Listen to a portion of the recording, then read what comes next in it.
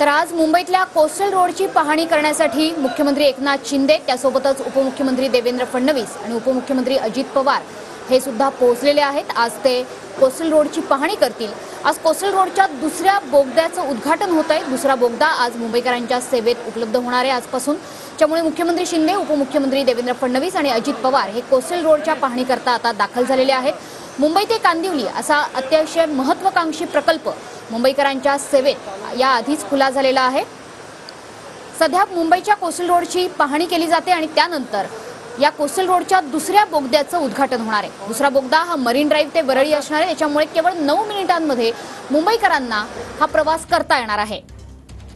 Princess street flyover ते वरळी हा प्रकल्पातला पहिला टप्पा आता सुरू होणार आहे। आपले प्रतिनिधी गिरीश गायकवाड सध्या आपल्या सोबत जोडले गेले आहेत। गिरीश, किती वेळामध्ये हे उद्घाटन होत आहे? नक्कीच अवघ्या अर्ध्या तासामध्ये या उद्घाटनाला सुरुवात होईल असं बोललं जातं आणि पुढच्या 1 तासामध्ये हा जो बोगदा आहे तो मुंबईकरांसाठी आता वाहतुकीसाठी खुला केला जाणार आहे। आपण पाहतोय की अति महत्त्वाकांक्षी असा महानगरपालिकेचा हा प्रकल्प आहे। जवळपास 1600 कोटी रुपये याचा अंदाजे खर्च आलेला आहे आणि बहुचर्चित असलेल्या मुंबई महानगरपालिकेच्या कोस्टल रोड प्रकल्पाची मरीन ड्राइव्ह पासून सुरू होणारा हा दुसरा भूमिगत बोगदा आहे, ज्याचं उद्घाटन आज केलं जात आहे। आज दुपारनंतर वाहतुकीसाठी हा बोगदा जो आहे तो खुला केला जाणार आहे। मरीन ड्राइव्ह ते हाजी अली असा एकूण 6.25 किलोमीटर अंतराचा हा बोगदा आपण इथे काही दृश्य पाहतोय। महाराष्ट्राचे मुख्यमंत्री एकनाथ शिंदे, दोन्ही उपमुख्यमंत्री देवेंद्र फडणवीस आणि अजितदादा पवार हे स्वतः ग्राउंड झिरोवर उतरलेले आहेत आणि हे तिन्ही जण मिळून या संपूर्ण रस्त्याची कोस्टल रोडची पाहणी करतात। कारण आपण पाहिलं की ज्यावेळी पहिला टप्पा सुरू झाला होता, पहिला बोगदा सुरू झाला होता आणि पावसाळ्यापूर्वीच त्यामध्ये गर्दी सुरू झाली। पुन्हा मुख्यमंत्र्यांना या ठिकाणी व्हिजिट करावी लागली आणि सर्व इंजिनियरना बोलून त्या ठिकाणी दुरुस्ती करण्याचं काम जे आहे ते हाती घेण्यात आलं आणि तशी कुठलीही घटना पुन्हा एकदा घडू नये,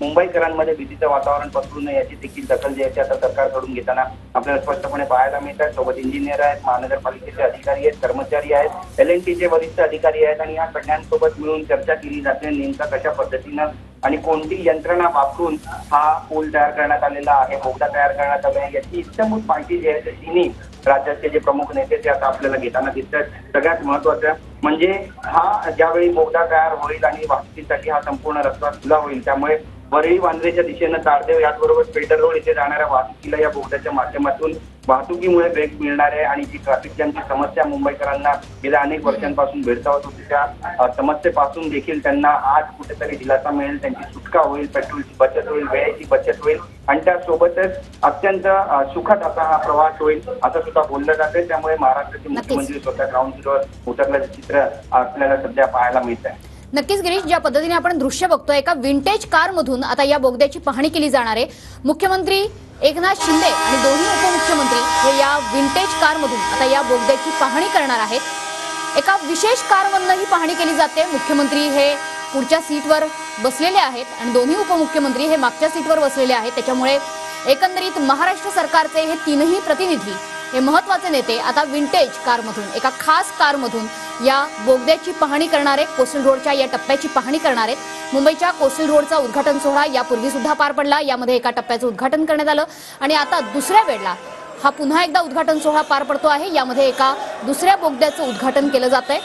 दक्षिण मुंबईला उत्तर मुंबईशी जोडणारा मरीन ड्राइव्ह ते वरळी दरम्यानचा दुसरा बोगदा याचं आज उद्घाटन होत आहे आणि ही जी दृश्य आपण बोलतोय ही अतिशय बोलकी आहेत।